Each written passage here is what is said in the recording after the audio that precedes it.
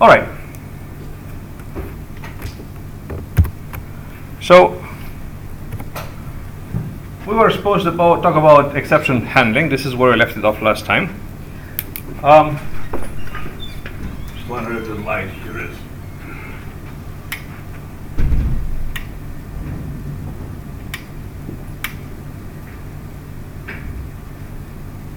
Well, I think this is the best we can do.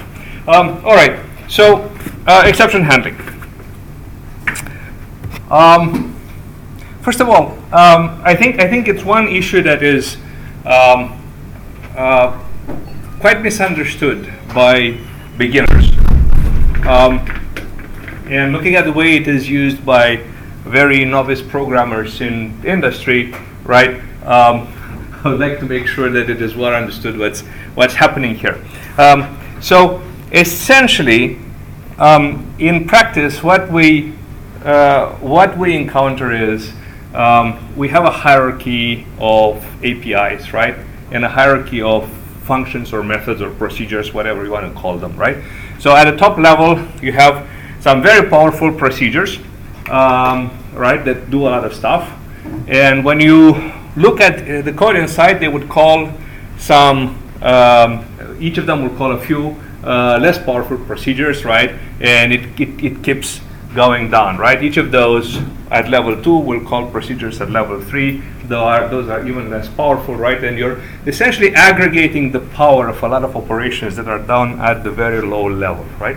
There's a certain disconnect. You pretty much, as a coder, lose the sight of the details that happen at the last level when you operate on the top level, right? And for many application programmers, this is the case. They just use those top level function calls or procedure calls, right, which are doing a lot of things, and they tend to overlook all the details. Now the problem is, you have to imagine the guy who codes at the lowest level, right? That's the guy who encounters the errors. That's the guy who is going to try to write on the disk, and the disk fails. There's either a temporary or a permanent disk failure, right? The operation fails. What is to do with that, right? Obviously, you can't ignore it. And because what happens in your projects in school is that you tend to ignore these error conditions, right? Then this is another reason why exceptions are so misunderstood. So you have to pass that information up. You cannot ignore that. And there are many ways in which anything can fail, right? There can be network failures. The network failure can be like you can't open a connection. You have a connection, but it got disconnected. You receive malformed messages, right? You retry, and the retry fails, and so on, right? That information has to be passed out. Where can you make a decision on how to use that information? So it so happens that that decision can only be made at the very top level. It is the nature of the way software is organized. Only the guy at the top level who understands what the user wants, that's the guy that talks to the user, right? Gets requirements from the user and understands how to implement stuff to satisfy the user, right? So that's the guy who understands what to do with these errors, what to retry, to give the user the information, to allow the user to perform some action before retrying, and so on. So it would be useful to be able to pass that information about errors from the bottom up to the top, right? So if I were to draw a little diagram here, right?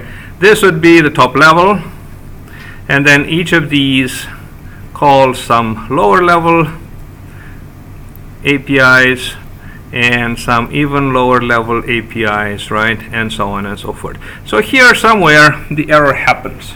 The only person who can decide how this error could make a decision on what to do when these errors arise are at that level, the guys who are seeing just the top level.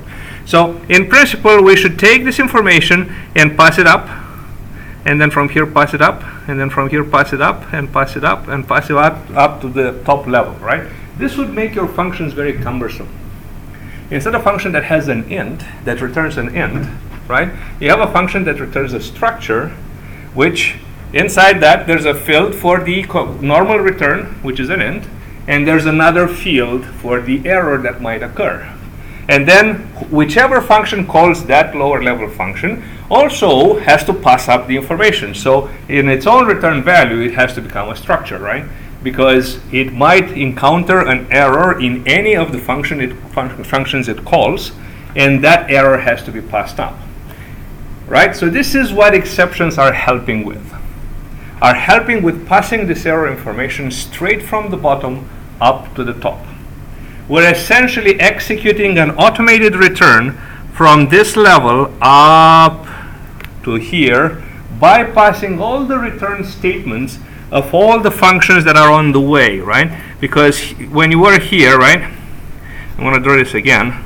You have this procedure that calls this procedure, that calls this procedure, that calls this procedure, right? So there's a return that goes right here, and there's a return that goes right here, and there's a return that goes right here. We're bypassing all these return statements, right, and going back right to the top where the function was called, and essentially passing in that information. This is what exceptions are helping with. Is this clear? So to draw it a little bit differently, right, what you do in your code is you write function f, which performs a call to g, and then there's function g, right, which calls h, and then there's function h, and here we have an error which is represented by a throw, and this throw will go back right after g, and we'll pass whatever information x here, this value of x is passed inside here. Of course, in order to be able to do that, we need a try and catch statements, right? It looks like a very fast return.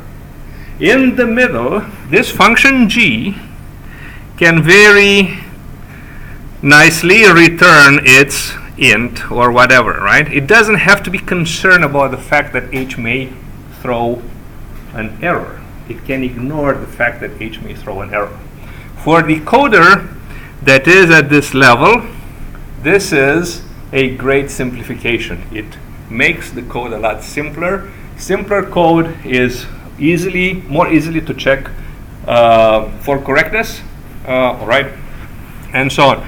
Also here, even though we know that this function may be failing, we can very nicely have a simple return type for h. We don't have to complicate the return type of h with the fact that there's an error coming out of it. Does this make sense? Is everybody on the same page with this? Yeah? Cool. So the interesting aspect here is going to be how do we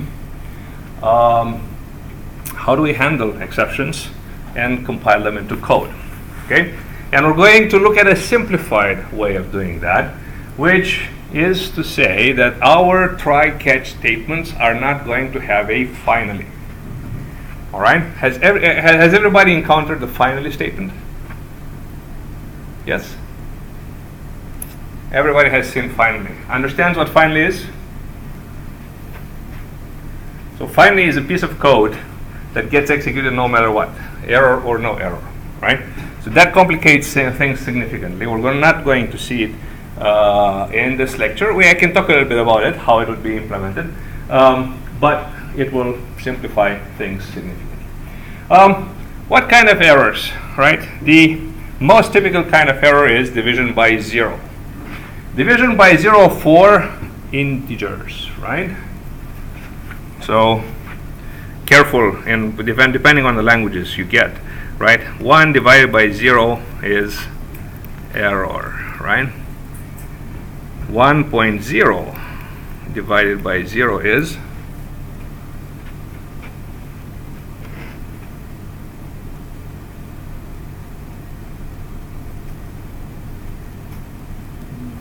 Well, go and try it. Go in Python and In Python it's np.in. again. In Python it's numpy.in. Yes, so it's infinity, right? It's plus infinity, which is correct, right? Minus 1.0 divided by 0 is going to be minus infinity, right? How about 0.0 divided by 0? Not a number, right? So the floating point representation provides these special values which allow us to not throw exception, to consider not throwing exceptions. This is sometimes an advantage, sometimes not, right? Functional programmers specifically prefer to not have exceptions thrown because they have very powerful types and they can very easily encode the fact that the function returns either a correct result or an error, right? Procedural programmers typically don't have very powerful types, or it's not convenient to create powerful types. Types cannot be easily created on the fly, and therefore prefer exceptions to not be thrown. So they would prefer these special values like infinity and not a number. But in our, we're only dealing with integers, so in our lecture, division by 0 is going to yield an error. There's a myriad other reasons why we can have errors, but our leading example is going to be division by 0. So let's introduce the syntax for our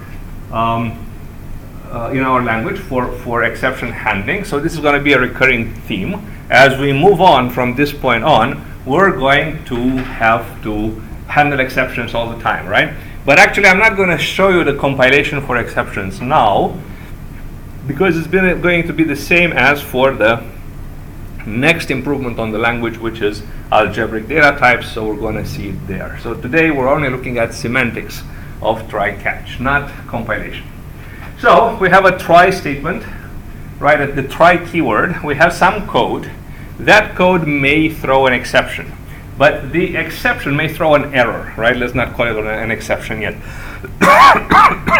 But that exception may occur not necessarily in the instructions, but rather in the body of a function that is called from there, right? So you may have a call to some other function, and that function may have a call to some other function, and somewhere down the chain an exception occurs, right? Then we write another piece of code, which is what we call the error handling code. If that exception occurred, right, it's going to be caught by this statement, and the piece of code that is here will be executed. Now, whenever the error is thrown, some information about the error has to be passed up. And in our case, again, we're simplifying. We're simplifying greatly here. We're maybe taking a shortcut. We're considering this to be an integer. So, taking after the Unix model, where every error has an error code that is an integer, we're assuming that the only thing we can return as an error is an integer, and that's going to be the error code. When we have a list of error codes with the meaning for each number, and we can handle each exception. Okay? It is very typical for a catch to throw another error. So it will say, oh, let me look at this type of error. Can I handle it here? If not, let me pass it up the chain. Maybe there's somewhere at a different level, there's some other try-catch that has the ability to handle this. Okay? So our typical representation of errors is going to be something like throw one, a statement throw, right, with an integer, which is the error code. And the semantic value of this, right, is going to be this construct, which the perpendicular symbol there, we call it bottom. We encountered it before, right? It signifies something that doesn't make sense. Could be infinite loop, could be a computation that doesn't return a result, essentially, right? And possibly an error. And in this case, we're going to use it for errors, and we're going to consider it as a construct whose argument is the error code. Okay? So we have the two counterparts. One is the try statement, and the other one is the throw. Now, some instructions throw exceptions without explicitly mentioning the keyword throw, like division by 0. All right? So we can do that with many other kinds of statements, but we don't have in our language enough, right? Because in any respectable language, you'd be able to read from the keyboard, right? So if you press Control-C, that would be an exception while reading from the keyboard. You're going to have to be able to write to a file, read from a file, right? And all these are potential sources of error. So, syntax.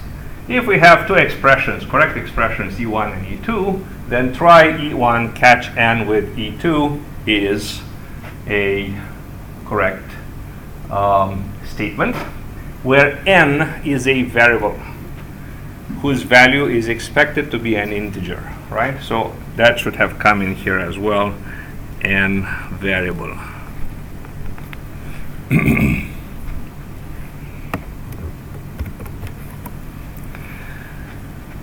Now, division by 0 leads to an error, say bottom -1, right? We're going to see later that we're going to have algebraic data types. We're going to have pattern matching, and one other source of error is going to be a missing pattern in the pattern matching statement, and that will yield another kind of error, say bottom of 1, right? So we're going to have these error codes that are predefined. They are not coming from a throw statement, but rather coming from invalid programming constructs. All right. And apart from these statements that may yield errors, right, we can yield errors explicitly via the statement throw. And E is expected to be an integer. So if E is correct as an expression, throw E is also correct. So this is an example of a usage of throw, right? If percentage is greater than 100, then throw 2, else n. What we encode the error of having a percentage greater than 100 is up to us. That value of 2 is really up to us. So let's look very quickly at the denotational semantics. So this is the same semantic domain with the addition of bottom to it, right? So let's do a quick recap. We have semantic domains is a structure that contains a bunch of sets, each of them containing specific kinds of values that can be taken or assigned, which can denote, that's the right term, different kinds of expressions. So true false is the set of booleans. If we want to be pedantic, we could say the ring of booleans, because it's an algebraic structure of rings. Has a ring structure. Integers. Then we have expressible values, which are booleans, integers, functions, and exceptions. Right. So now the exception is a expressible value. We have denotable values, which are only the booleans, integers, and function. Denotable values are values that actually have type. We're going to see very soon that as a crutch, we use expressible values, right? But whenever we combine something that throws with another expression, the type of that expression is whatever is not thrown, right? So if I have an if where the consequent is an integer and the alternative is an exception, then the entire value of the expression is an integer, right? Let me make that very clear. If I say something like if whatever, then 3 else throw 1 or 2, right? The type of this expression is given by the fact that we're returning 3 here, right? The type of this entire if statement is an int, right? And because of that, right, we're saying that whatever has type is a denotable value, right? Whereas whatever we try to express, any kind of expression, including this one as, is an expressible value, right? The denotation of this, the helper denotation of this is going to be an expressible value, is going to be an exception, right? Okay. We're going to have identifiers, which are alphanumeric strings. We're going to have environments, which are mappings from identifier to denotable values, right? And we're going to have functions that go from denotable values to expressible values, right? So inside an environment, so essentially whatever we assign to a variable can only be a denotable value. We cannot assign an exception to a variable, all right? To make it even clearer. So each of our constructs is going to take a value from these domains. And we're going to go through everything again, just as a recap. It's been a while since we have seen these. All right, so if we have the expression E1 plus E2, and it so happens that E1, the denotation of E1 is an exception, then the denotation of E1 and E2 is the same exception, right? So the exception always prevails. And it goes to what I was saying before, right? If the lower level function has an exception, then the higher level function has to have the same exception, right? Has to return the same error. We cannot continue the evaluation of a higher level function because the lower level one has resulted in error. The only thing we can do is take that error returned by the lower level function and return it up the chain, right? So this is what we want here. If this guy is an exception, the only thing I can do is make this the whole exception. So that error code propagates up to the top level and somebody knows what to do with it. Right? I cannot dilute, I cannot lose the error code. Now, if E1 evaluates to some valid value V, denotation is some valid value V, and E2 evaluates to an exception, then the same principle applies. The denotation of E1 plus E2 is the same error message. Finally, if both E1 and E2 result in valid denotations, which should be integers in this case, we're going to produce a new denotation as the value of V1 plus V2, which is the sum of V1 and V2, right? Provided both V1 and V2 are not exceptions. And these rules apply to all the operators, either binary or unary, right? We have minus, multiplication, division, we have unary minus, we have all the Boolean operators and so on, right? So all the time the exception prevails.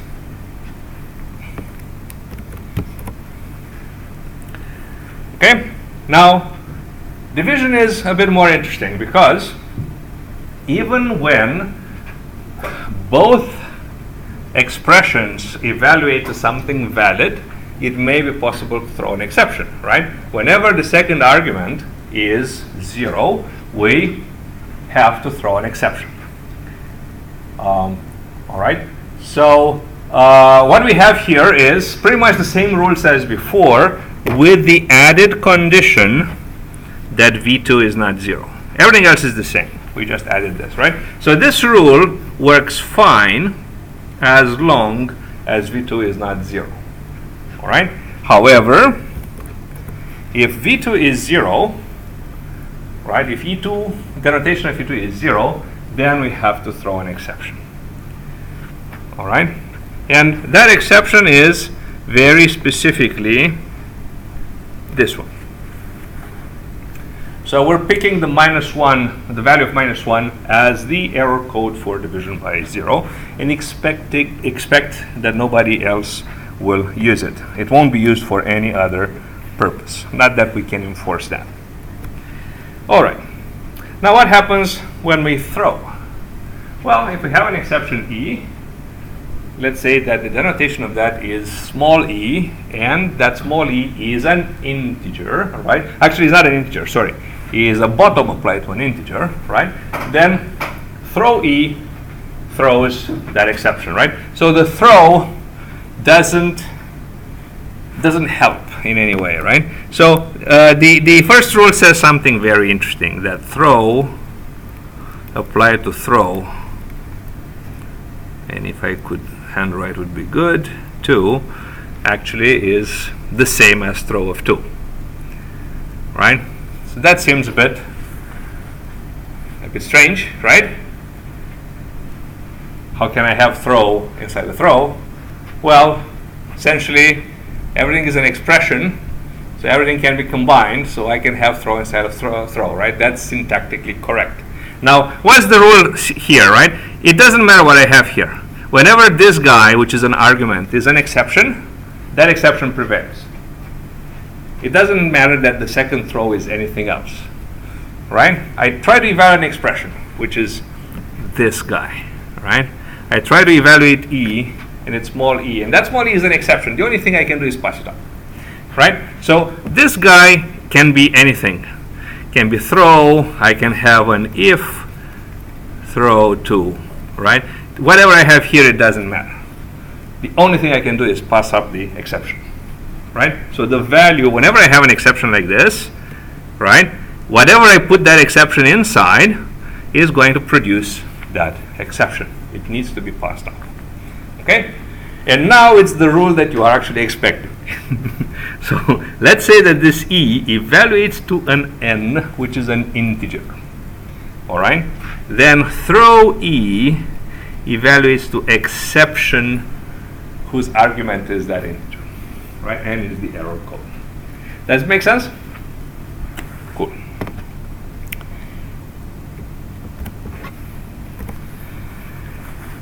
All right. So now let's try to define the catch, the try-catch, right? So if E1 is a normal value, all right, so if E1 evaluates normally, the catch doesn't count. Whatever E1 evaluates to, as long as it's not an exception, that's the value of the entire try-catch, right? Makes sense. What I really want is, this is my normal code, and this is my exception error handling code, right? So I don't need to activate the error handling code unless an exception occurs. But in this case, the exception does not occur. E1 evaluates normally. So whatever value I have here, this guy goes right here. I have the same value here, right? Now, the other case, which is more interesting for us, is let's say E1 actually does throw an exception. All right? In that case, whatever E2 evaluates to, that's going to be the result here, right? But there's a little catch. Inside E2, we're expecting this n to appear free, because otherwise it would make sense to pass it, right? So E2 is an expression where n appears free, and this is the binder of the n inside E2. All right? So now we have to do everything within the bounds of an environment, right? And we were used to do that from the very beginning. I didn't mention it here because it didn't matter, but the environment that we're using is now very important, right? And everything has to happen inside the same environment, right? So we're saying that E2 evaluates to E whenever, for my environment delta, if I replace n with C.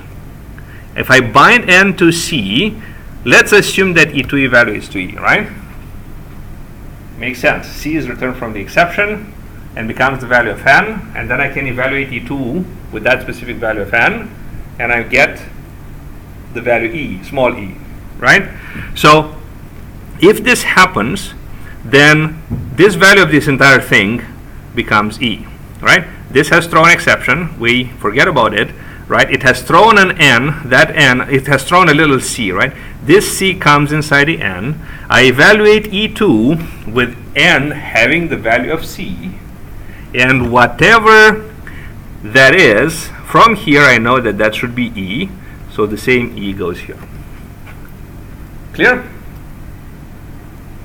This should be straightforward.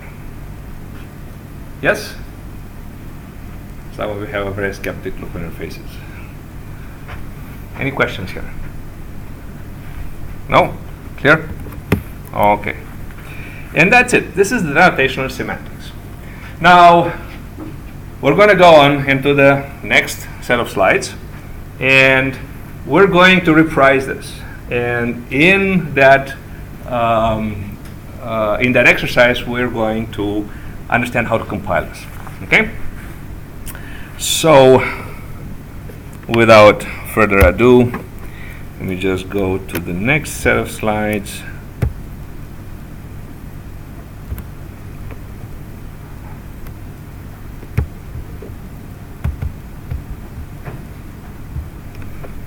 Again, this is the wrong.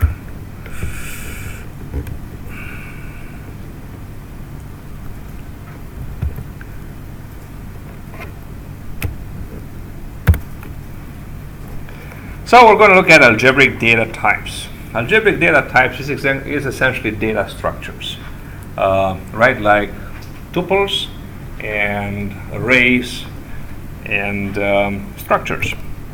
All right.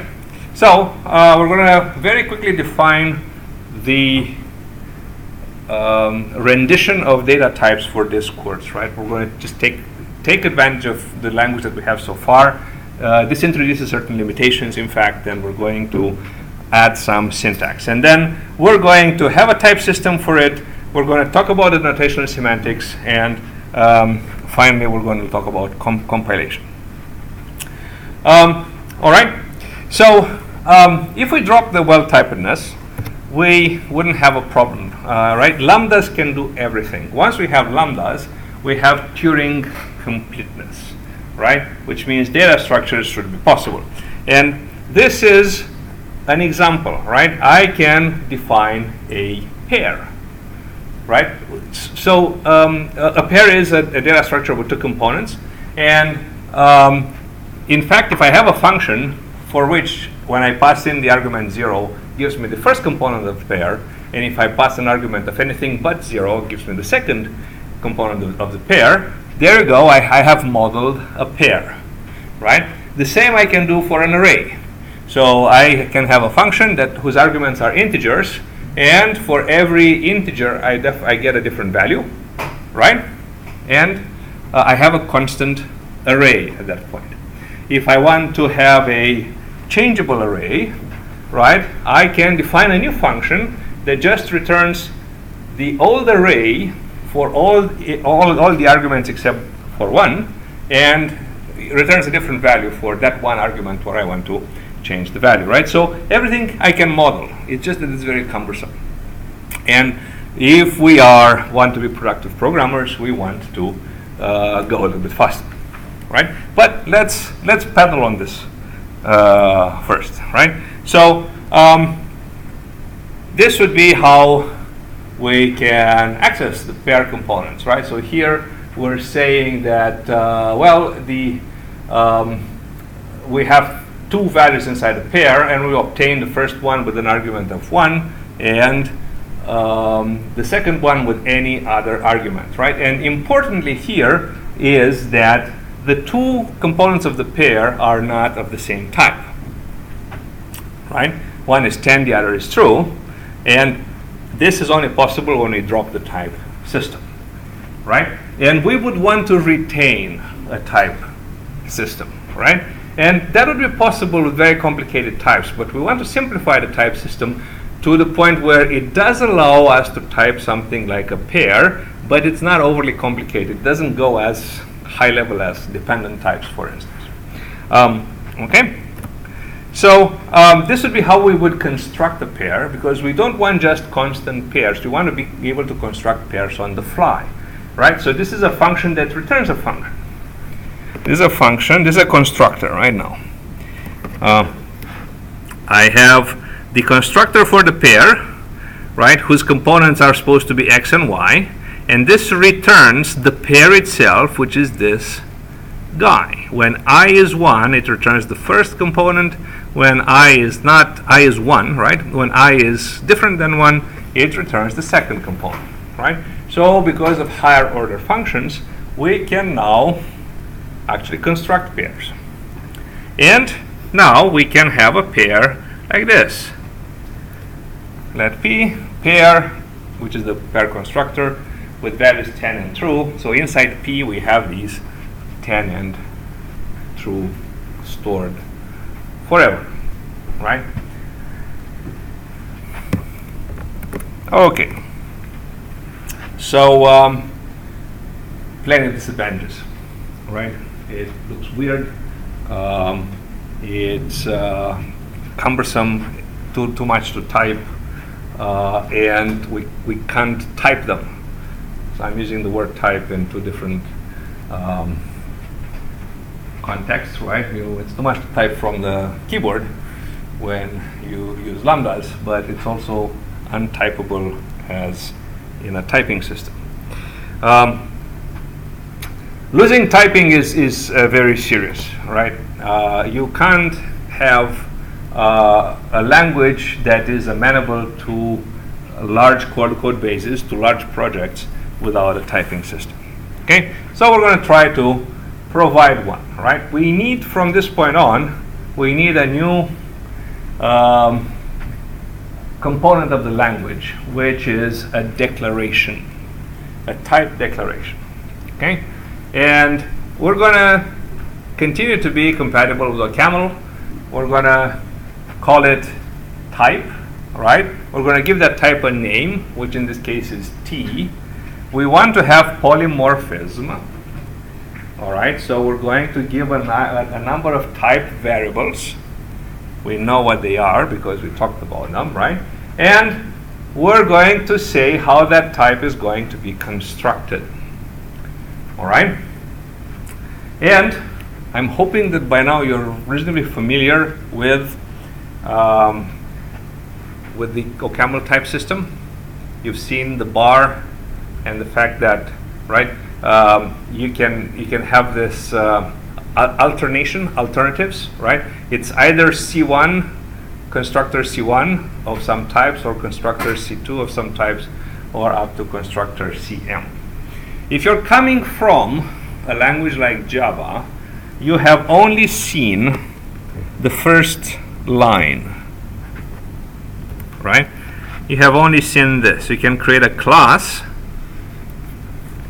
and inside the class has some fields, right? And you have a constructor that has some arguments, but you can't have alternatives.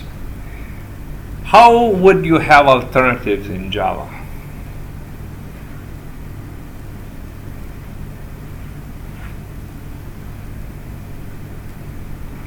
You would have a base class, and C1 up to CM would be subclasses of the base class, right? So this T would be the base class, and C1 up to CM would be subclasses of that, right? So that would give you the same abilities, all right, the same expressiveness. Now, whenever we create a type where we have a constructor and a bunch of other types, we say that this is a product, and it's typically denoted by pi. All right, and whenever we have types separated by this bar, T1 bar, T2 bar, T3, right, this is a sum. It's not a union, it's a sum of types. There's an important distinction, and I want you to understand. So the product type, I think you understand very quickly, very easily. It's more like a tuple, right? It's a named tuple, right? If I have here int and bool, essentially what I can do is, what is the set of all values, right? It's all the ints combined with all the bools, the Cartesian products, right? So this is isomorphic with the Cartesian products of integers and bools. That C is just a name, it's like a tag. But there's going to be isomorphism, right? So I wanted to understand the sum type. I wanted to understand the bar, okay? It's not a union. So in principle, I could look at it as a union. If I take two completely disjoint sets, I take int for T1 and bool for T2, right? Then the following properties hold, and these are the important properties that we want, right? They're completely disjoint. So whenever I take a value, I know where it came from. Did it come from T1 or did it come from T2?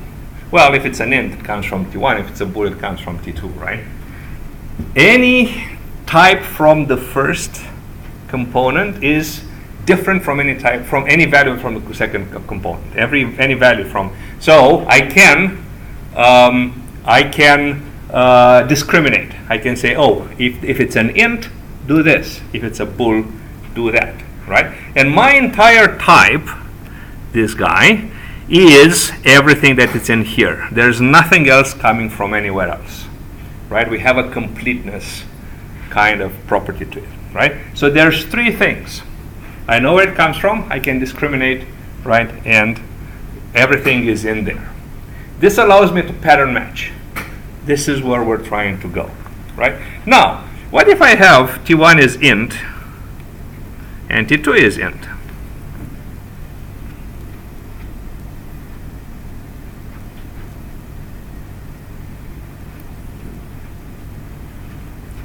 Not so easy, because int and int are the same, right? So if you give me an integer, I don't know where does it come from, T1 or T2, right? So the idea is now to tag. So every integer, every element from T1 is tagged by a constructor, say C1. And every element from T2 is tagged by a constructor called C2. And now, if I have the union of these, I have, what are my elements?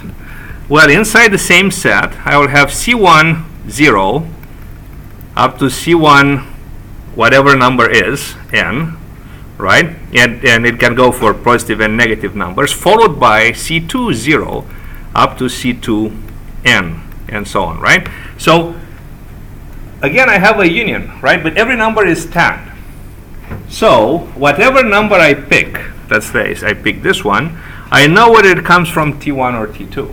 So again, I can pattern match. I can discriminate. Did it come from T1 or did it come from T2?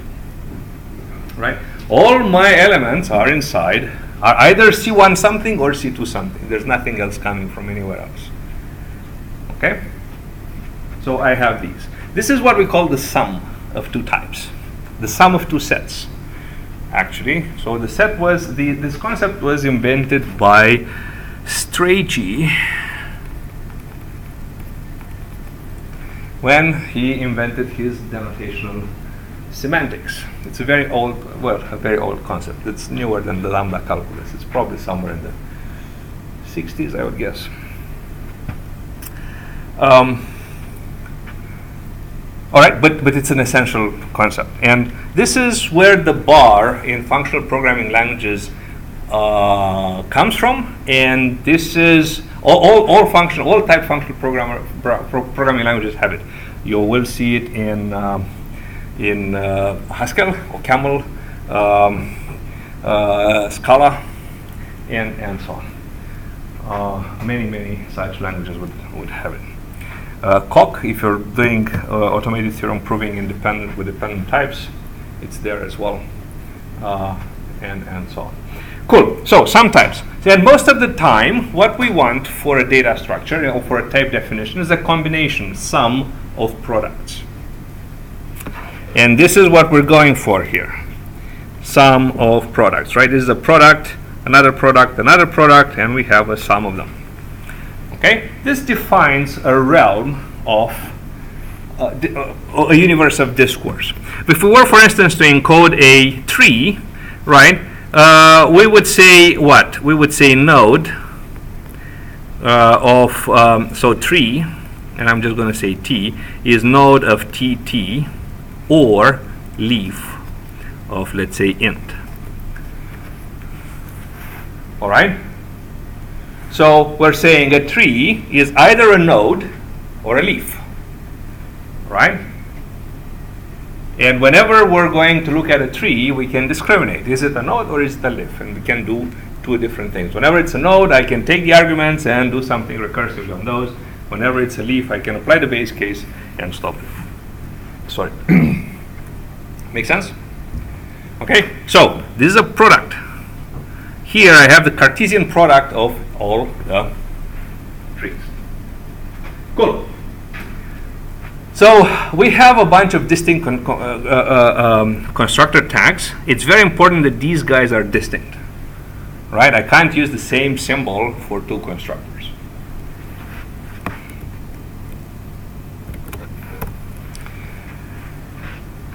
All right. So this allows us to mix types.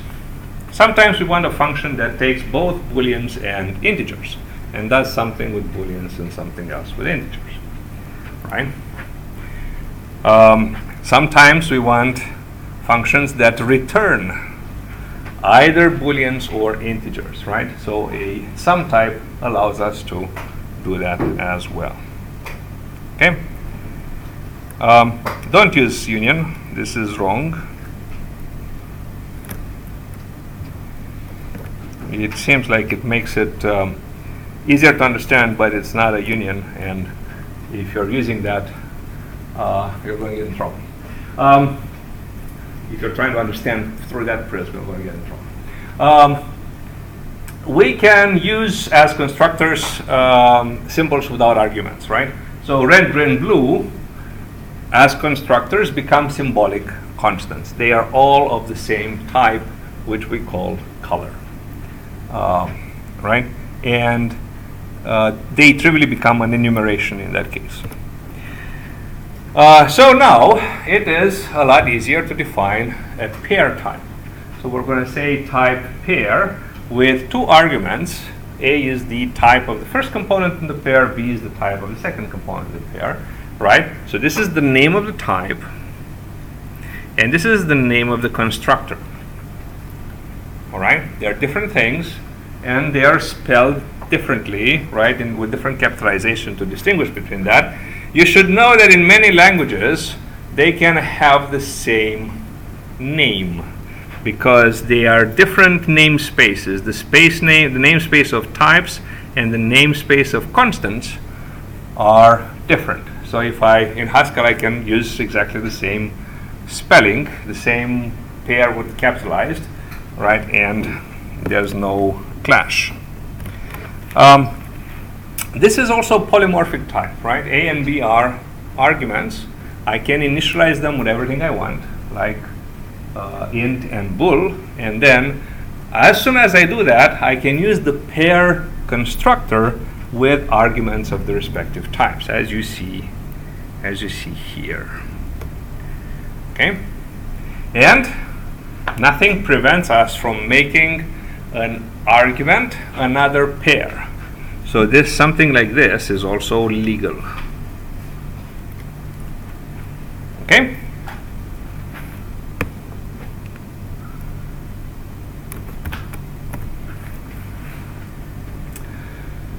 Recursive types, I already hinted at those. All right? So, for instance, this will be the type of a list.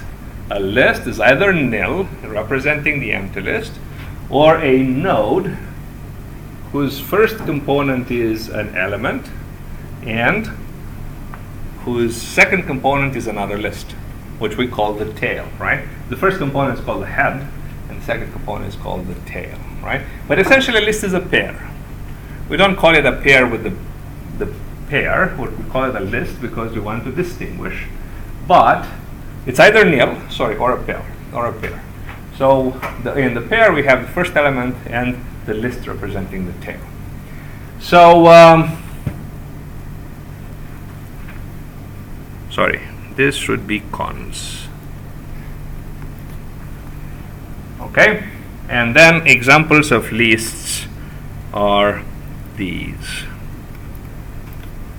a list of 2 elements and a list of 3 elements, right? And of course, nil by itself is a list. All right, this is very much in line with OCaml and also very much in line with Lisp, where the keyword cons comes from. The interesting thing we can do now with these data types is deconstruction. We can construct them. We learn how to construct them. We have a constructor that constructs elements of these types, but we want to deconstruct as well. We want to have access to the inner stuff in an object. All right. So this, from a large, from a bird's eye view in software engineering, right, goes to essentially aggregation and deaggregation. Right. We want to aggregate or encapsulate because we want to hide details. Right, and we want to manipulate complex objects as entities, but then they go to the places where they need to be processed, and then we have to deaggregate them. We have to decompose them, deconstruct them, access the details inside, and process them accordingly. All right? So this is not a need that is specific to functional programming. It's a general principle of software engineering. In functional programming, it also has the added benefits that it can be done in a typed manner.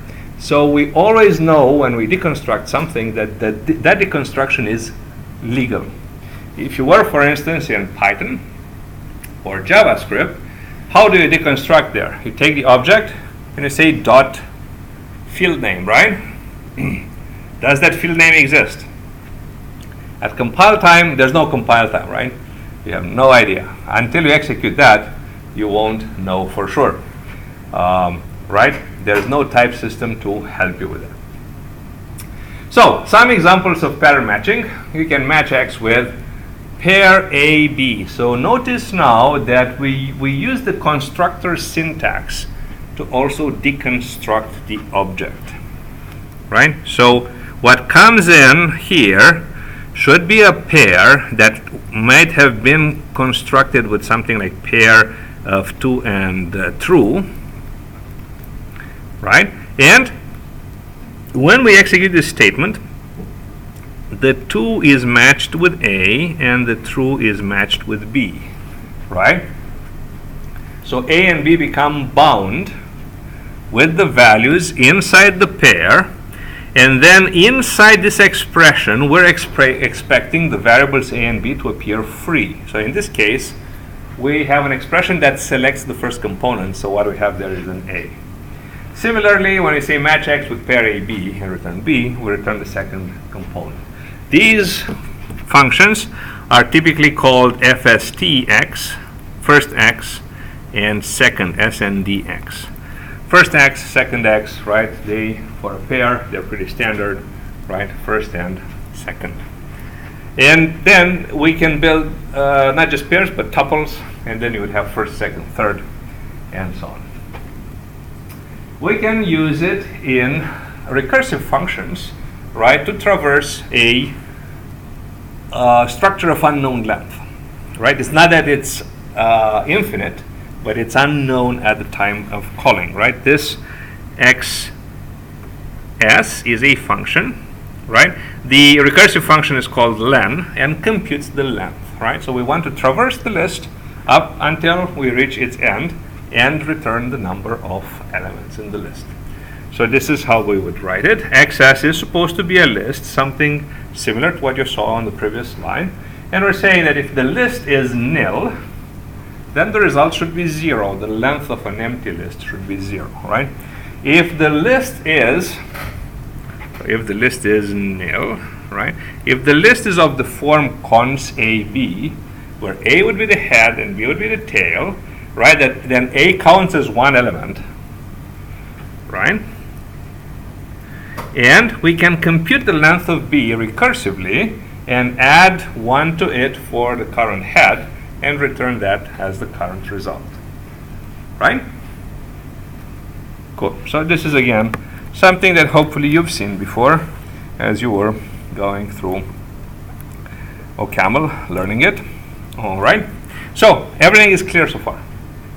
Yes. What's the difference between constructor and symbolic constant? And symbolic Like constructors which don't have a type as an argument. Like that red, green, blue. So this is just a trivial case. So like right? constructors, like I can apply constructor to an int, a bool, or a float, anything. So if you want to have, let's take a few more examples, right? I can say type t is equal to red int, green int, and blue int, right? In which case, right, these are not constants anymore. I can say R0, right? Or I can say, let's make this a bool so we have more variety. Or I can see G true. So R0 is a zero is int, right? But R0 is a value of type t. G true is a value of type t, right? So I don't necessarily need to have type arguments, but this is orthogonal to whether these it's an enumeration or not. I can produce a type that doesn't have type arguments, nevertheless allows complex values. But at that point, this int is a concrete type. This bool is a concrete type, right? Now, I can go one step further. I can say type t with argument a, and I say, well, the first is R with type A, but the second is G bool, right? So now when I write R3, the type of this is going to be T int. When I write G true, the type of this is going to be T anything. I can write anything here, literally. I can say int, or I can say bool, right? Because from this, since this is a concrete type, from this I can't infer the type of this guy, right? So at this point I have a type argument, and that type argument can be used in some of my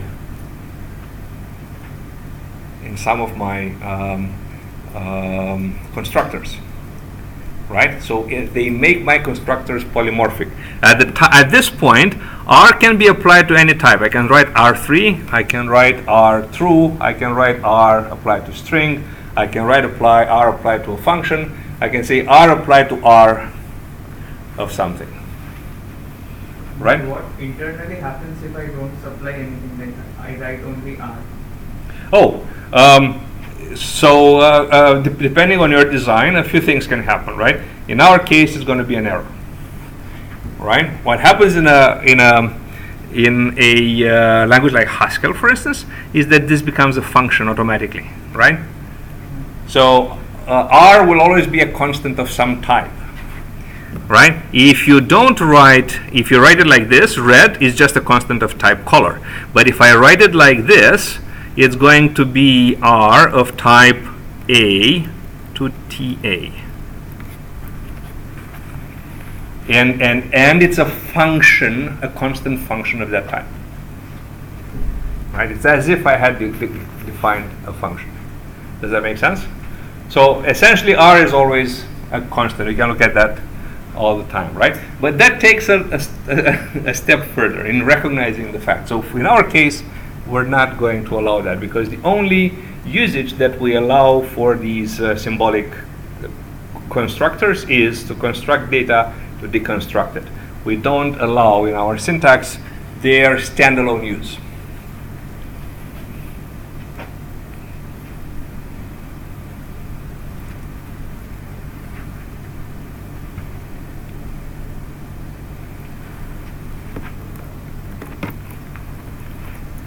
All right. So,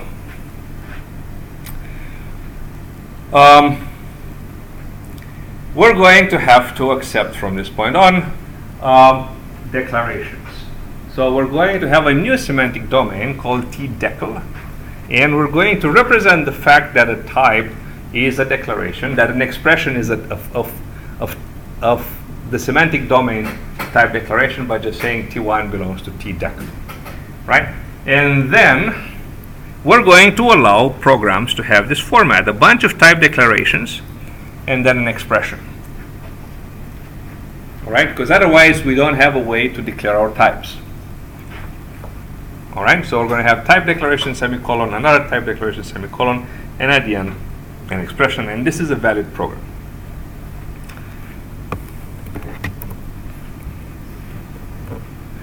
All right. Now, what is a type declaration? So what if we have this, what can we put on the left hand side of that?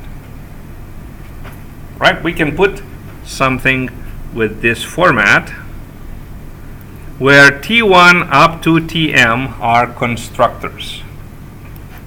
All right, so we have a new semantic domain, which is the constructor. And then the syntax of the constructor is this: C, where C is a symbol, like cons, right? And T1 up to Tn are types. Okay? And those types may have variables from here, right? So these variables may appear in some of these types.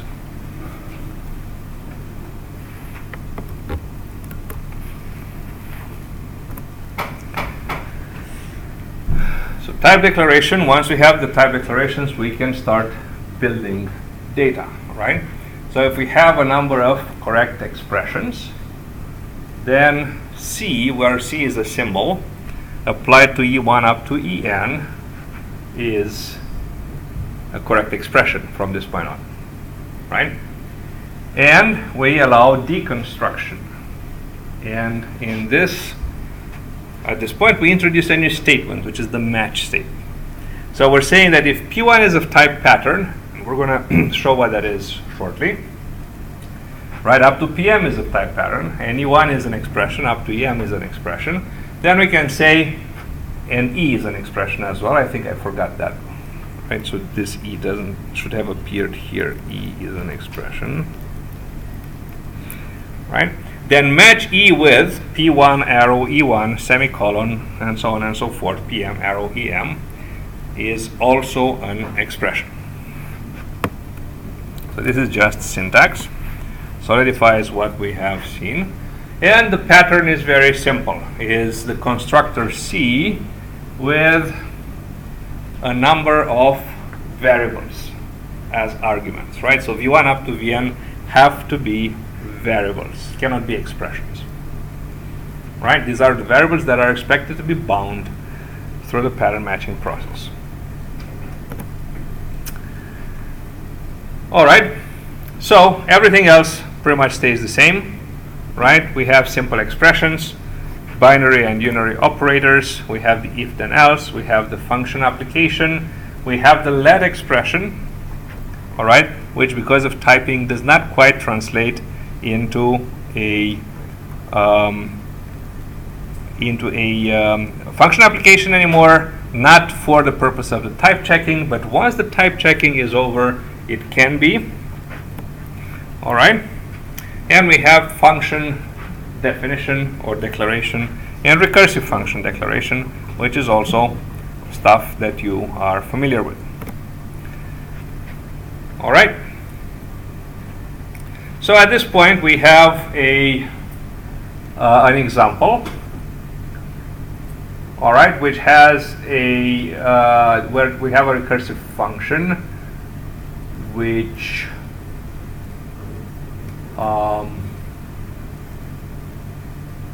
does something for even numbers. Let's see exactly. Produces the list of even numbers, I think, up to a limit. Yes, produces the list of even numbers up to a limit. So if, what do we say here, right? Even is a recursive function. Internally, we call it even again. So this might be confusing, so I'm just going to say that this is even 1 as an even helper, and this is even 1, right? and then this even is the same as this even. Okay, I renamed it just for clarity. We're definitely allowed to reuse the name because of the scoping, right? But think of that, right? Even one is internal, and that should make it clearer and easier to use. The fact that we're using the same name, which we often would do as software engineers, because actually different names would be creating the confusion in that case, right? So once we get a little bit of experience, we're not bothered by the name clash. We just don't want to have too many names, right? But when we're learning, we want to make the distinction that this even one is the same as this even one, and the outer even, right, is the outer even. So even one I counter. If counter is done, then we return the empty list. We're done already, right? So if our counter is equal to done, we produce the empty list. Otherwise, we produce a list containing I as the first element, and then recursively we start from I plus 2, right, and increase the counter by 1, and which means that we have produced one more element, and done remains the same, right? So if we have this function, as we execute recursively, we're going to get all the even numbers. Well, they're not guaranteed to be even, right? We're going to get every second number, right? Starting at I and until we hit done, right? There's a chance we might not hit done at all, and there's a chance we might get an infinite loop, but let's not worry too much about that. The important thing is that this is an example where we have an expression in a recursive function using building an expression, building a list, right? Building a data structure. Okay, so this is an example of building. Let's see. Is everybody okay with that? Let's see an example of deconstructing, which is more interesting. So this is the very widely used function map, which takes an arbitrary function and applies it to every element in the list and aggregates a list of results, right? So for instance, if I have a function that squares its argument and I map square to the list of 1, 2, 3, I'm going to get 1, 4, 9, right? I get all the elements put through the square and I get back the list of results. So let's see how this works. All right, so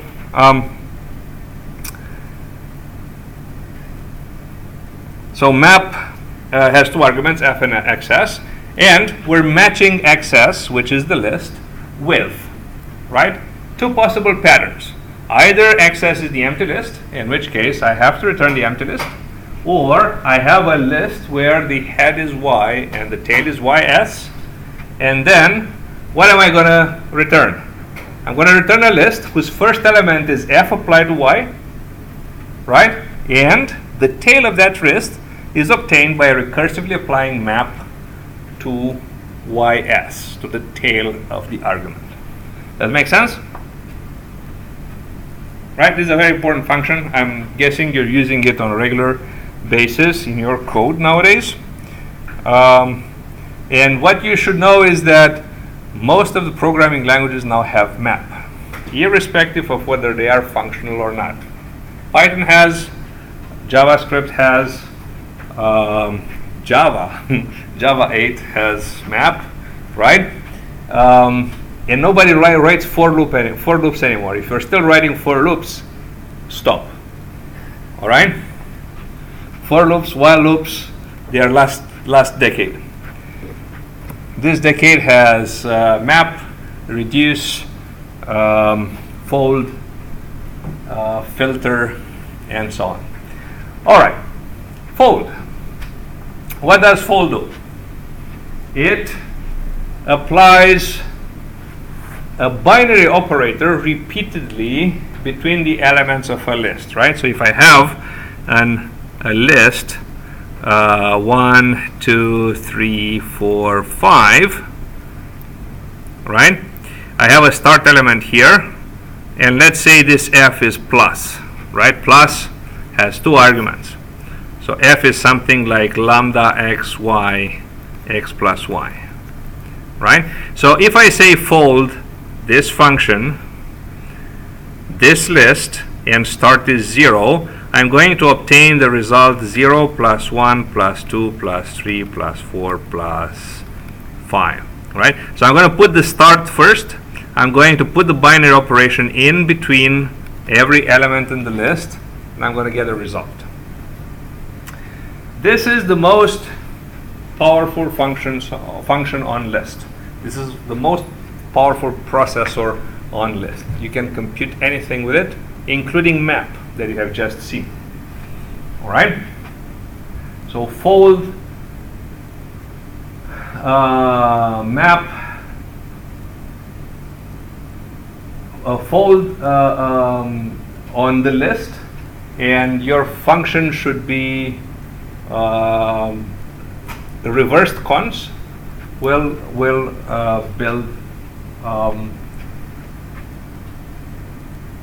build map, right?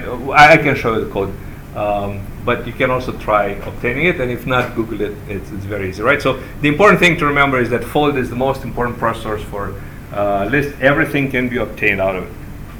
So how do we do this? Well, we're going to match access again.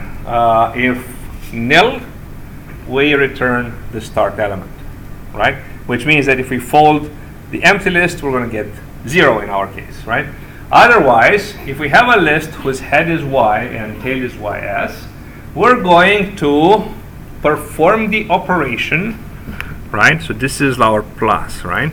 Perform the operation plus between the head and the result of folding the tail, right? So we're going to perform the, and in this case, I'm going to have the plus 0 here, sorry, right? So I'm going to perform the result between the head and the result of folding the tail, all right? Which recursively is obtained by applying the function plus between the head and the result of folding the tail. And recursively it keeps going until we get to nil and we get the value 0. Cool? And this is yet another example of deconstructing a list, right? Pattern matching happens here. And it's important to understand that a list is either nil or a cons, right? There's no other kinds of lists. So the sum type means that, one, we can discriminate, and that all the elements are obtained by the sum. There's nothing else coming in, right? At this point, once we have written these two patterns, we are exhaustive. There's no way this pattern matching can go wrong. There's no alternative left. Cool? So why is not fold written in a tail optimized manner? In that case, you would obtain fold right, which would be, so this associates to the right, right, and actually it is a fold right. You can do a fold left, right, which would be the 0 plus 1 plus 2 plus 4 plus 5, and you would be doing it in this way. And for plus it doesn't quite matter because it's associative, and that you can write in a tail recursive manner, right? But think of the fact that since you're building a list anyway, it doesn't quite matter whether you're gonna pretty much take the same amount of memory, right? In general, you want production code to be non-recursive because consuming stack is non-deterministic. You don't quite know how much stack you have. Depends on the operating system, right? The heap, building data structures in the heap is a lot more controllable, right? But that being said, in this particular case, since you're building a list, the amount of memory that you're using is not going to vary a lot. You're still building a list. Whether you're building it on the stack or on the heap is still the same, still memory, right? Still the same amount of memory. Cool? So let's see how we work with types in this case. So we have all the previous types, right? These are the types that we already know, including our quantified types, right, which we wanted to keep as rank 2. And then we have constructed types. So if we have a bunch of types, we can construct the new types. A bunch of types T1 up to Tm, we can construct new types C T1 up to Tm. Right? Where C is a symbol.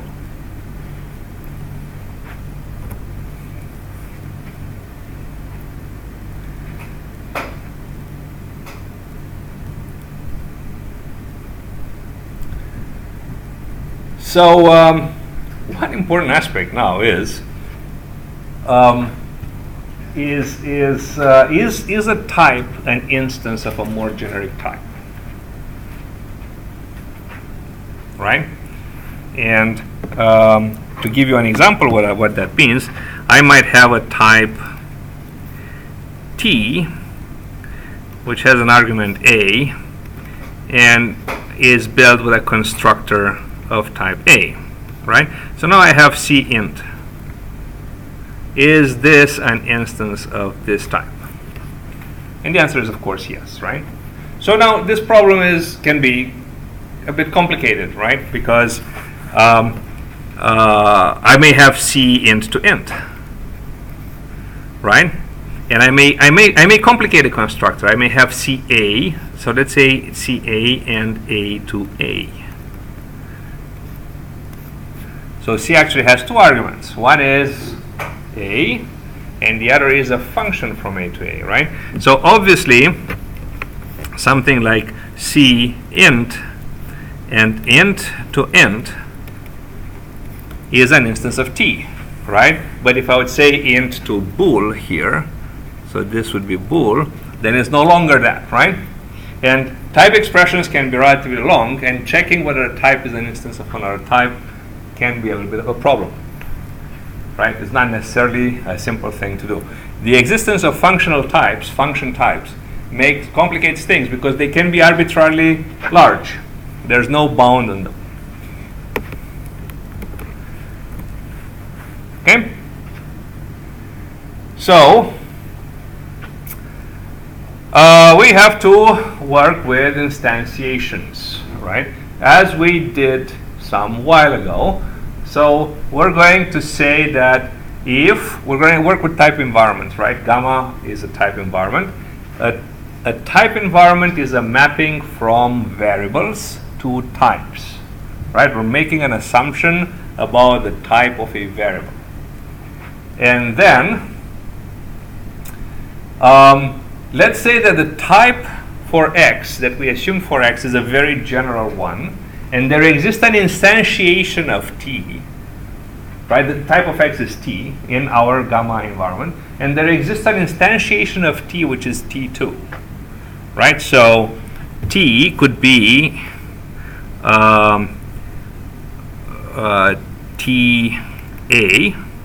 and this T2 is T int, all right? Then x has also type. We can also always infer that x has that type.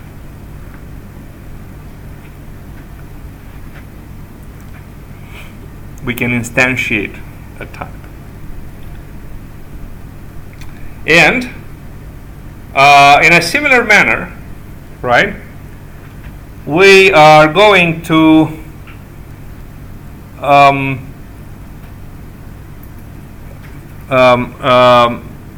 derive a type for this construct, right? So let's say we have a constructor applied to expressions E1 up to En, right? And we're wondering what's the type of that? Well, let's say that we have the type judgments that E1 has type T1. Everything is in the same type environment gamma, right? Because we might have free type variables appearing in there, and we may have variables in E1 En, right? And and we need a type environment to know to have an assumption about those, the types of those variables. A type environment to have an assumption about the type, about the variable types. So let's say that this, we have managed to derive this, right? And then let's say that this guy belongs to this type, right? So what am I trying to say here? Well, I have this type T, which may have an argument A, and this is made up of two constructors, C1A bar C2A, right? So this C here is one of C1, C2. This C here, right, is T, which has a type argument, right? So this is what we mean by this. So C1A belongs to the type TA, because it's one of the constructors for the type T. So in that case, we can say that C, capital C, right, which is the constructor, this guy, right, with the argument C1 up to En, is of type T, right? This small c is the T here, with type arguments A1 up to Am. Okay? We will still have the habit of inventing fresh variables and deriving type constraints and performing type constraint, unification constraint solving in order to derive our types, right? And this is why we keep adding these fresh type variables here. We have discussed about this last time.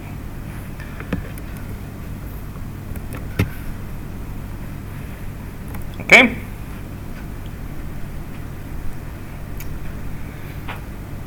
So now we can talk about pattern matching, right?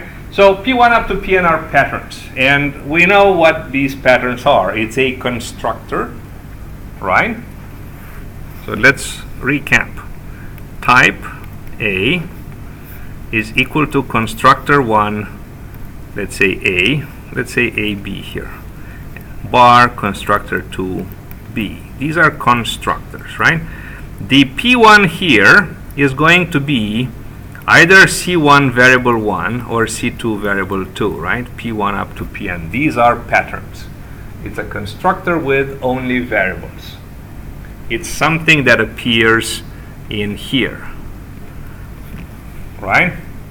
It's the cons in match. In match, we were saying it's either nil or cons. And if you look carefully at that columns, it only has variables, y, ys.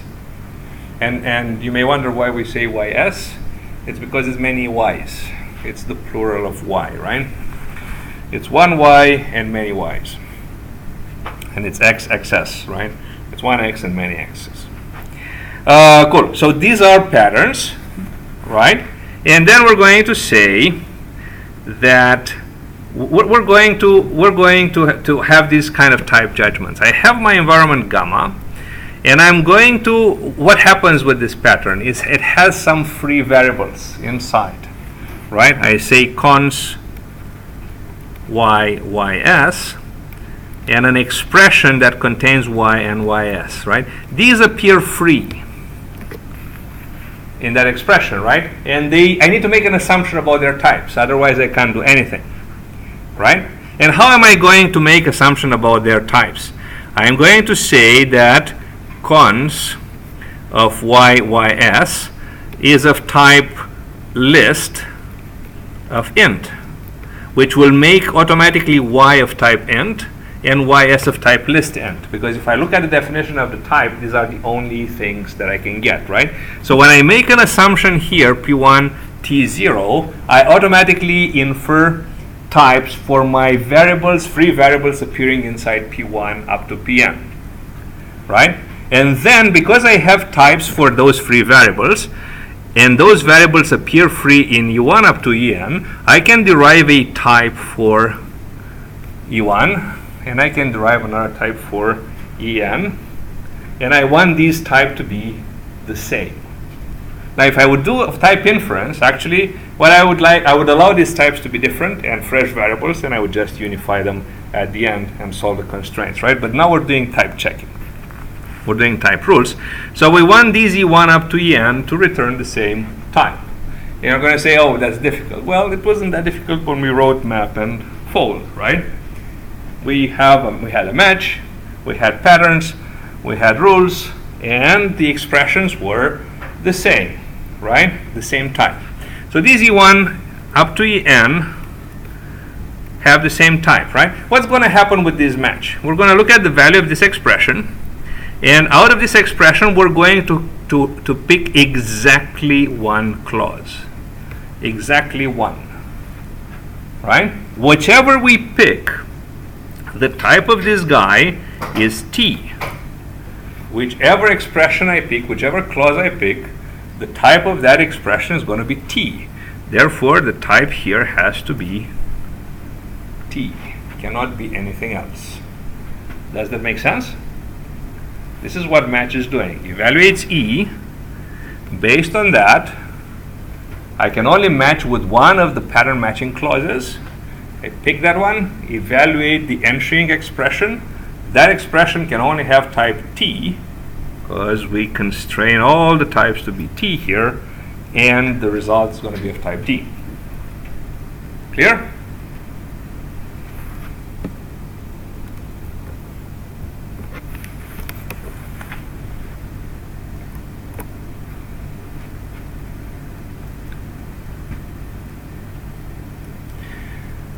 So, we're going to need new notations, new crutches, right? We know how to extend an environment, right?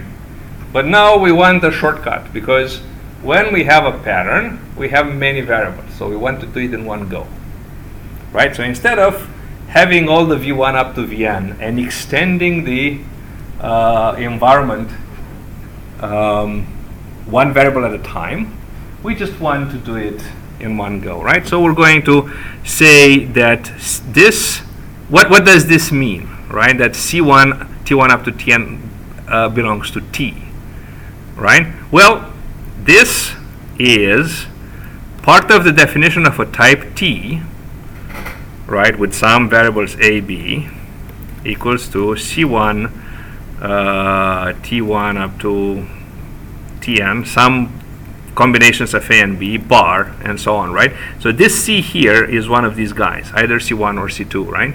So I'm going to say that, oh, C is of type T. What does that mean? Oh, looking at T, it's this guy, right? So based on this guy, I can infer that this variable V1 up to Vn, they have types T1 and up to Tn, right? And then immediately I'm going to derive this type environment. All right, so I'm going to do some sort of reverse constraint solving, sweeping under the carpet a lot of the computation that goes on there, and sort of magically derive the types of the smaller components from the type of the big component. This is always possible, right? And let me give you an example here, because I can say, for instance, I have cons of y ys, right, which is of type list int. So if you look at the type of list int, how is list int built? List A is either nil or cons of A and list of A, right? So now I look at this and I look at this, right? This y can only have whatever is here, right?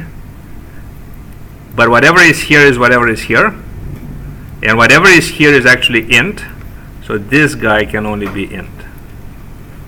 Clear? How about ys?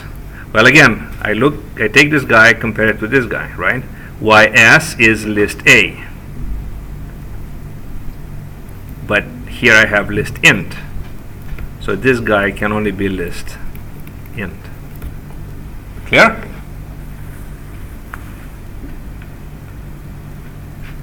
So then I'm going to derive a type environment where y, which is v1, has type int, and ys, which is another v, has type less than. This is always possible, right? Types, because of their injection, they're injective as informal. If you think of this guy as a functional, as a higher order function, right? This is an injective. I can this is just a conduit. This guy goes in here, right, and in here. So whenever I pattern match, I perform unification, and I can go both ways, right? Exactly the way you saw in Prolog last time, right? I can start from smaller elements and get the bigger type, or I can start from a bigger type and get the types of the smaller elements, right? It can only go. It will always lead to unique values. Okay, so we get this type environment, and from this point on, we're going to sort of perform this, use this notation, and say we're extending the type environment the way we did here, right? This kind of thing, without actually just accepting it, right? So from P1 being of type T0, P1 has some free variables. I'm going to get the types of those free variables. All right. Exception handling. We need a new type there, which is bottom, right? And we want this bottom. So there's a little trick here that we're going to play. We want this little bottom to be a subtype of every other type. This is what we're saying here. For any type, bottom is a subtype of that. What does that mean? That, for instance, if I have bottom unified with int, remember this symbol from last type, unification, right? So this should never work. But from this point on, this is going to be equal to int by definition. Okay? So this will allow me to type something like if something, then throw 1 else true. Right, I get bool from here, and this has to be unified with bottom 1. And this unification yields bool, so the type of the entire expression is bool. Right? This helps us.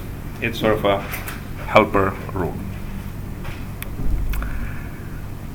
Now, this is a simplification. We may want to be more sophisticated than that, and certain languages are, but we're not going to worry too much about that here. So again, we're going to abuse the language. So bottom is going to be the type of the exception as well as the constructor of the exception. Right? When it's the type, it doesn't have an argument. When it's the constructor, it has an argument, which is a numeric argument. Cool? So if I have an expression of type int, the expression throw e has type bottom. All right? Now, if we have expression 1 of type t, and then also for the same type environment gamma, where we also have the extra assumption that x has type int, e2 has the same type t, right? Then try e1 catch x with e2 and has the same type t, right? This is again very simple, right? We're making this constraint, and again, this will not work in type inference, right? In type inference, I'm going to say that this is variable a, this is variable b, and I'm going to add a constraint that a has to unify with b, right? But we're doing type checking, not type inference, so we're relying on the user to essentially manage to find the same type here, to type this expression so that they have the same types. And because they have the same types, what's going to be the value of this expression? Well, either E1 or E2, right? There's nothing else. If E1 fails, I'm going to fail over to E2. But E2 has also the same type T, right? So the entire expression can only have the type T. That's what happens here, right? Because of this constraint, this works out. This statement will only evaluate either E1 or E2, nothing else. There's no other choice. Okay, are we fine?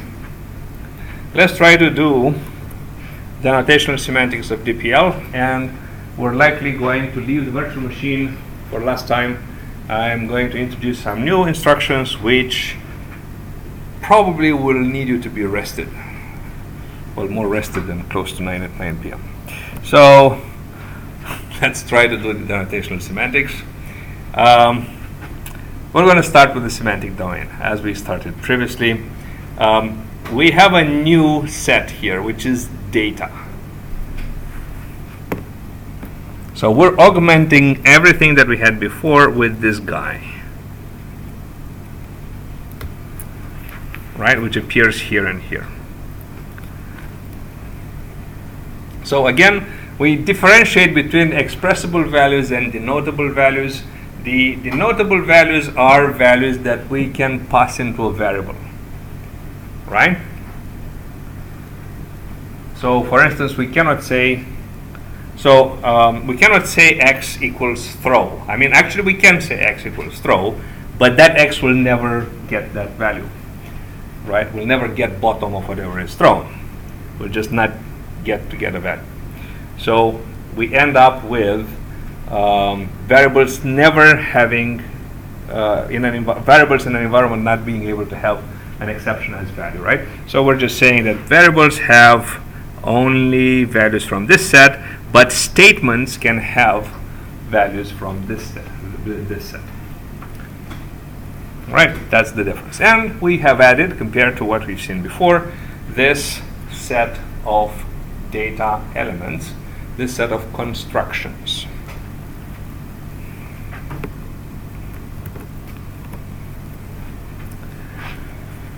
All right, so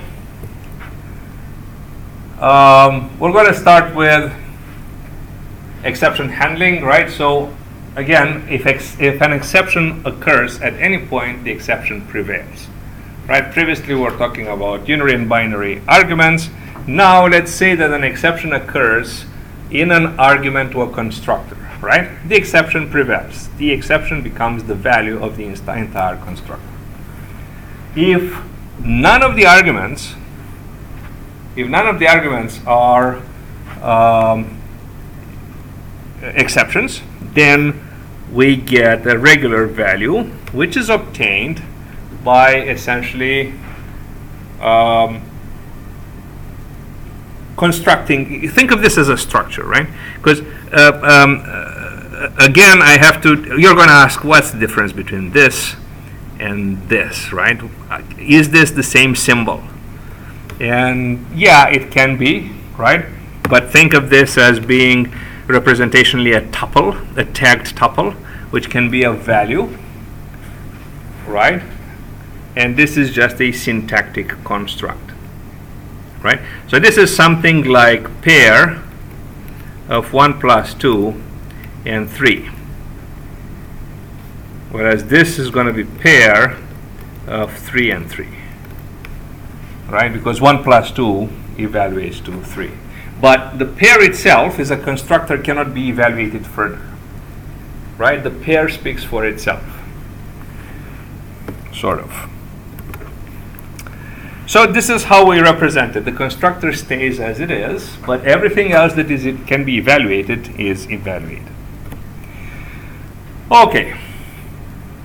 So now, how about a match, right? Let's deal with the special cases first. So we can have an exception right here. And if that exception occurs, there's nothing further we can do. Again, the exception prevails. All right? The other interesting case, so you're going to say immediately, what if from the case that we have picked, this expression yields an exception, right? Again, the exception will prevail. But before we talk about that, let's talk about the missing pattern. So I can have an an expression whose value does not fit any pattern. And that is legal in our language. We have not made any assumption that the pattern matching should be exhaustive. We don't have a way to enforce that. That's not enforceable in any other real-life language, such as Haskell or Camel or Scala. All right, and to give you an example, I can say match XS, right, and the case here with, and the case here is going to be, say, cons YYS, and I can have something, and then I can close this, end, right? And I'm not providing a case for nil, and that's not a syntax error, right? So the question is, how do I evaluate such statements at this point? So if there's a missing pattern, if what comes in here is nil, the only choice I have is to throw an error, pretty much as in the case of 1 divided by 0. I do not have an integer to represent that, so there the only choice is to throw an error. So the same here. I have nothing else to do. I cannot proceed further with the computation, right? So the only reasonable choice is to throw an error. So we're going to say that the value 0, we reserve the value 0 for errors of inexhaustive pattern matching. Cool?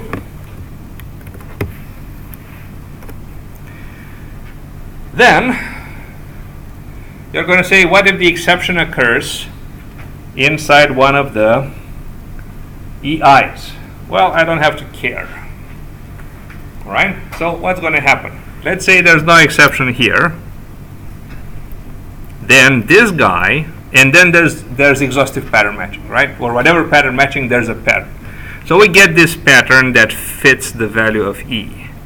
Then I'm going to evaluate EI, right? Only one of the EIs is going to be evaluated.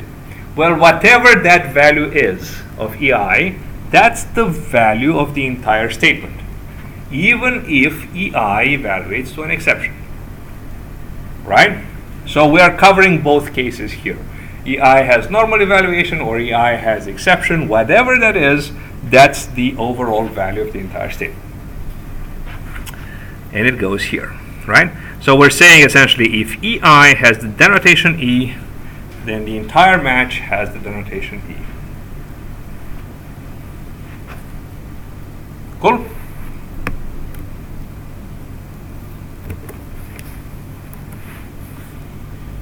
And that's it.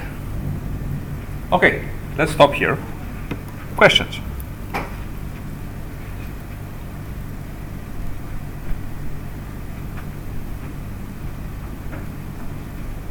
Taken up the notes. Pardon? Because like every lecture has notes. Right now. Oh, I'm not responsible for that, right? So the slides, I'm the one uploading them. But if you have a write-up for every set of notes, who's been uploading that? Maybe optional. Okay, yeah. So I can check with him. I think I have the set of notes, so I can try to follow. Next week is a public holiday, right? So I need to make up one lecture. I am going to probably skip the virtual machine and doing live whenever we return. I think you would benefit from having it live. And I'm probably going to skip ahead to a new set and release a video lecture with material that is also around typing and the notational semantics for new constructs in the language. We're going to go to imperative programming. And then everything related to virtual machines and compilation, we're going to do in class. So it's going to be a little bit of detour, but I think it's going to be fun. Cool? Okay, thanks for coming. See you next time.